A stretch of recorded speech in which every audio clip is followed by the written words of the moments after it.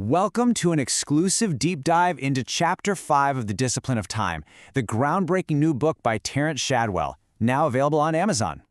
Today, we're diving into the principles, the mindset, and the mastery that can totally redefine how you think about time. The promise of this book is pretty incredible, to help you master focus, destroy distraction, and own every single hour. And let me tell you, this chapter gets right to the core of how we lose that control in the first place.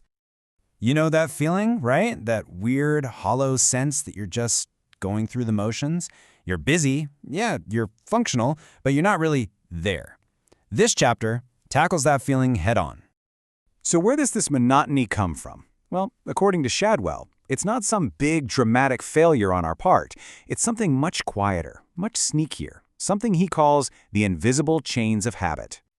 Shadwell's insight here is just brilliant. The problem isn't the big mistakes. It's the small, quiet routines we don't even think about. The mindless thumb swipe on the train, the show you won't even remember watching tomorrow. We tell ourselves we're just resting, but what if that so-called rest is actually what's draining us? So if these chains are invisible, how in the world do you break them? Well, the book gives us this fantastic example through the story of a software engineer named Daniel O'Connor. He found the key to reclaiming his life in the most boring place you can possibly imagine, his daily commute. For Daniel, his 45-minute train ride was just a blur. He used his phone as a, quote, digital anesthetic, just scrolling endlessly to numb the exhaustion.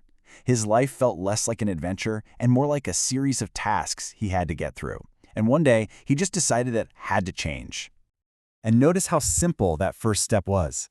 It wasn't some huge dramatic gesture. Daniel just downloaded a language app. That's it. And pretty soon, that wasted time, the time he used to dread, became the most engaging part of his day. He felt sharper at work, more energized. He even started looking forward to his commute. And the payoff, oh, this is the crucial part. A year later, Daniel is in Madrid. He's at a tapas bar, ordering a meal and chatting with a bartender completely in Spanish. That moment, that genuine human connection, was built from all those little minutes he used to just throw away. It's such a powerful idea. Small pockets of reclaimed time can lead to truly profound life experiences. Daniel's story really highlights this fundamental mindset shift that we all need to make.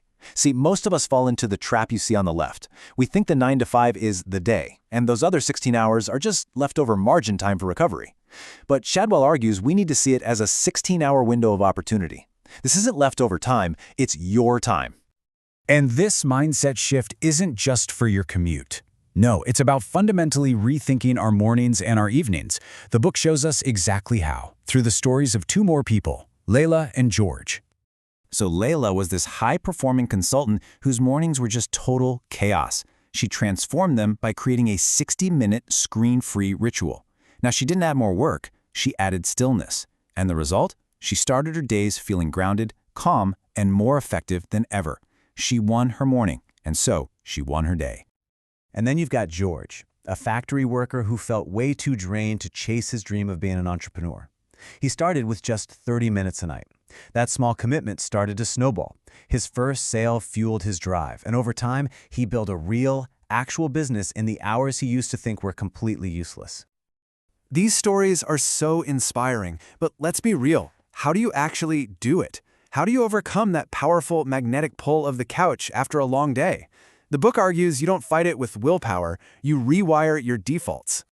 The book introduces this key concept called decision fatigue. I mean, think about it. After making hundreds of choices all day long at work, your brain is tired. It's craving the easy, automatic path. That's why trying to force yourself into a new, difficult habit at 6 p.m. is almost always a losing battle. It's not about being lazy. It's just biology. So instead of force, you use design. First, a shutdown ritual to clearly tell your brain that work is over and done with. Second, you master the first move, the very first thing you do when you get home. If you immediately change into workout clothes, you're way more likely to exercise. But if you plop on the couch first, well, the night is probably lost. And finally, you design your environment. Make the good habits easy and the bad habits hard. So pulling this all together, the chapter gives us a clear, powerful, and totally doable action plan for reclaiming all of this lost time. Okay, so the action plan is built on 4 powerful ideas. First, turn your commute into a classroom. Second, see your 16 non-work hours as your absolute prime time for opportunity and growth. Third, treat that time with intention by creating a day within a day. And finally, and this might be the most important part, start small, because tiny, sustainable habits are what lead to massive change. And that brings us to the final, crucial question the chapter leaves us with. Is it a painter, a writer, an entrepreneur, a language learner? What have you been telling yourself you don't have time for? Because as this book makes so clear, that time isn't just for recovery, it's for living. To learn more, get your copy of The Discipline of Time today, available on Amazon in hardcover, paperback, and ebook editions. Stay connected with Terry Shadwell at www.terryshadwell.com and join the conversation on YouTube, Spotify, LinkedIn, Facebook, and Instagram for more insights, talks, and inspiration.